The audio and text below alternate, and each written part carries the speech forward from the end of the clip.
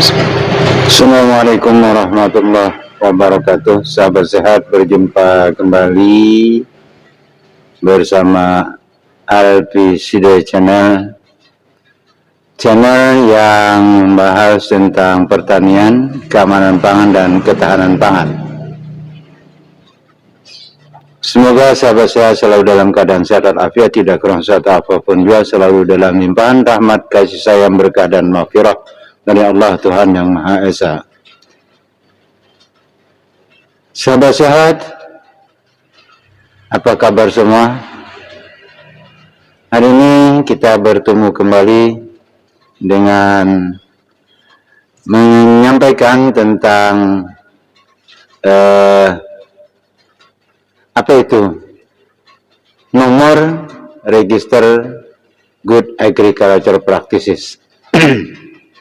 Jadi sahabat sehat, kita sudah membahas tentang berbagai macam bahasan-bahasan, mulai dari bahan-bahan kimia yang berbahaya, tentang keamanan pangan, kemudian proses budidaya yang berdasarkan aturan-aturan atau regulasi-regulasi yang telah ditetapkan berdasarkan Indogap atau GAP Indonesia atau Indonesia Good Agricultural Practices, yang membahas tentang proses-proses budidaya yang harus dilakukan para pelaku usaha jika menginginkan produknya adalah produk yang menjamin mutu dan memberikan rasa aman kepada konsumen yang mengkonsumsinya. Itu juga mewujudkan bahwa tanggung jawab yang diemban oleh petani itu sebenarnya tidak mudah, ya. Dia harus bertanggung jawab terhadap produk-produk yang dihasilkan, produk pertanian, terutama produk pertanian yang dihasilkan harus aman, bermutu, serta diharapkan berdaya saing, sehingga mampu bersaing di pasar-pasar tradisional maupun pasar modern. Jadi sahabat sehat,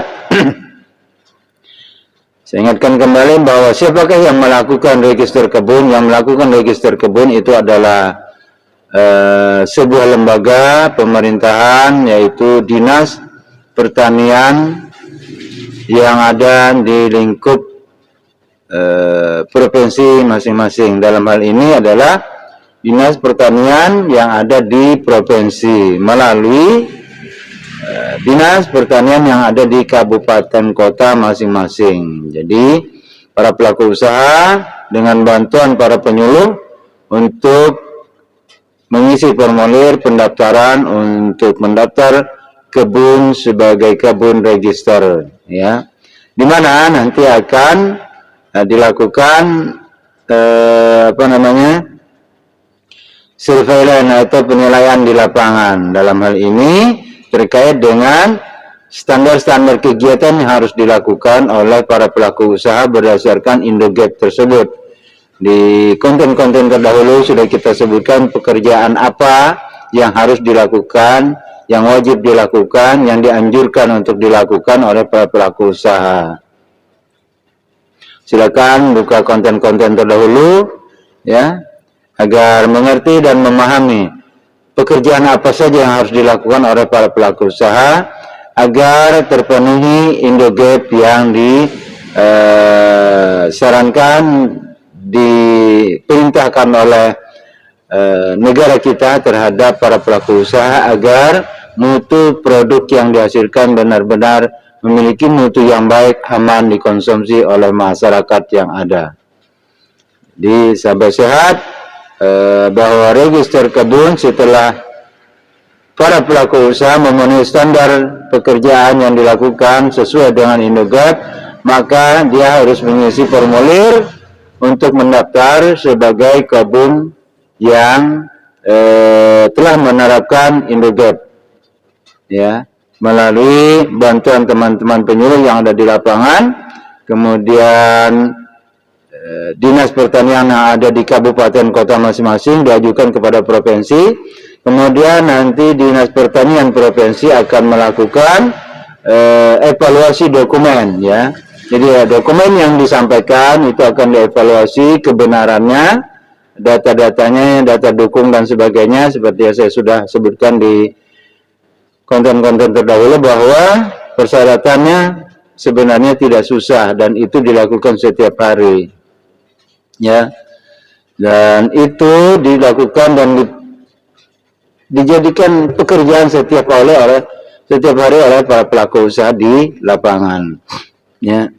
Jadi sahabat-sahabat, setelah permohonan ini masuk di Dinas Pertanian, teman-teman yang ada di Dinas Pertanian melakukan evaluasi dokumen yang diajukan, kemudian dengan jadwal yang mereka tentukan, mereka akan turun ke lapangan mengecek langsung tentang pekerjaan yang dilakukan apakah sesuai dengan dokumen yang dikirimkan atau tidak.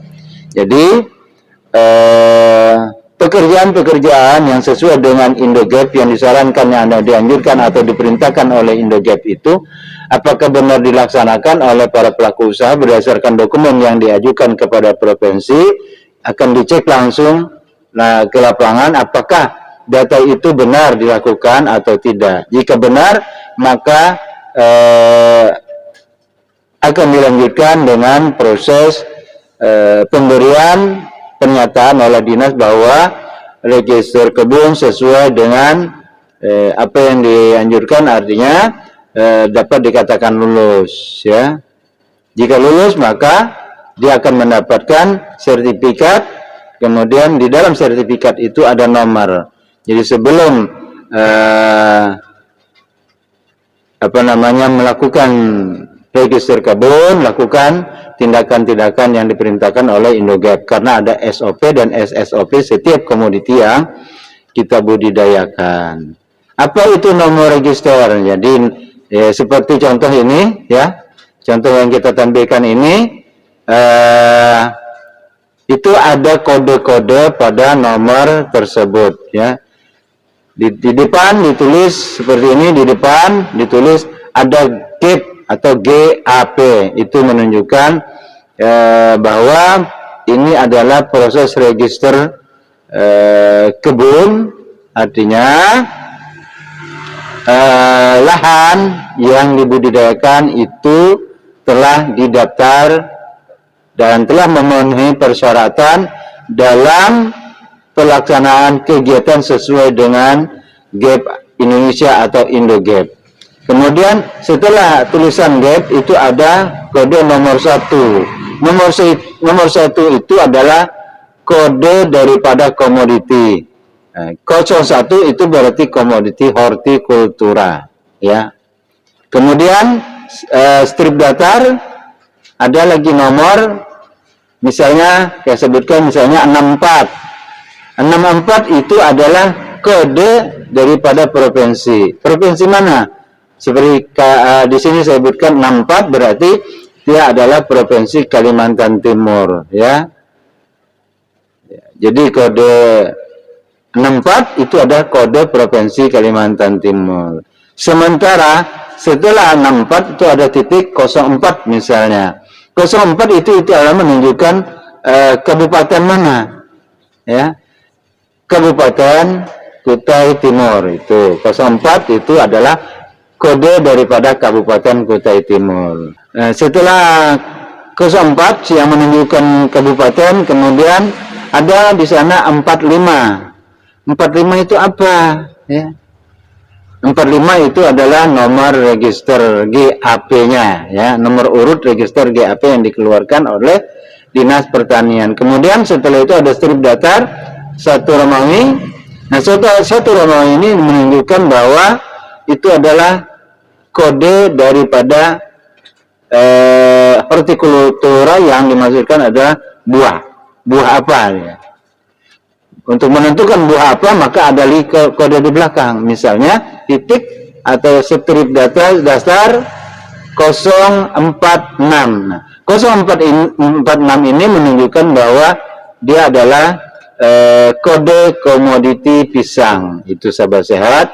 Jadi seperti yang kita gambarkan di atas ini, bahwa nomor register kebun itu tertulis GAP huruf besar titik 01 itu menunjukkan komoditi hortikultura, kemudian strip datar, kemudian dilanjutkan dengan 64 itu menunjukkan kabupaten, provinsi, misalnya Kalimantan Timur, kemudian titik ada angka 04 itu menunjukkan kode Kabupaten Kutai Timur, dan titik angka 45 itu menunjukkan nomor urut register yang dikeluarkan oleh Dinas Pertanian. Sementara strip datar ada angka 1 Romawi itu menunjukkan komoditi buah, dan 046 di angka terakhir, 3 angka terakhir menunjukkan kode komoditi yang dinamakan dengan komoditi pisang. Jadi diatur sudah sedemikian rupa bahwa nomor-nomor itu sudah ditetapkan, baik itu untuk jenis tanamannya, apakah hortikultura, palawija, atau padi, dan komoditinya juga jelas, ya, komoditi apa. Kemudian di sana ada menyebutkan kabupaten, ada menyebutkan provinsi, ada menyebutkan wilayahnya. Jadi inilah yang dimaksud dengan ketelusuran, sehingga apabila nomor ini diterbitkan pada salah satu petani yang ada di, misalnya di Kabupaten Kutai Timur atas nama si A, jika dia mengirim pisang kepada daerah lain atau ke daerah lain, katakanlah misalnya ke Jakarta, dikirim ke sana, jika pisang ini bermasalah, ya, bermasalah tentang hama penyakit misalnya, atau residu yang tinggi misalnya, maka akan ditelusuri sampai ke petani yang membudidayakan pisang tersebut. Demikian sahabat, semoga dapat dipengerti dan dapat dipahami, dan semoga kita selalu dalam lindungan Allah Subhanahu wa taala, diberikan kesehatan, diberikan kekuatan untuk menunjukkan bahwa kita adalah orang-orang yang bertanggung jawab dalam menghadirkan produk-produk yang aman, bermutu, dan berdaya saing. Bila taufiq wal hidayah, assalamualaikum warahmatullahi wabarakatuh. Salam sehat, salam untuk keluarga.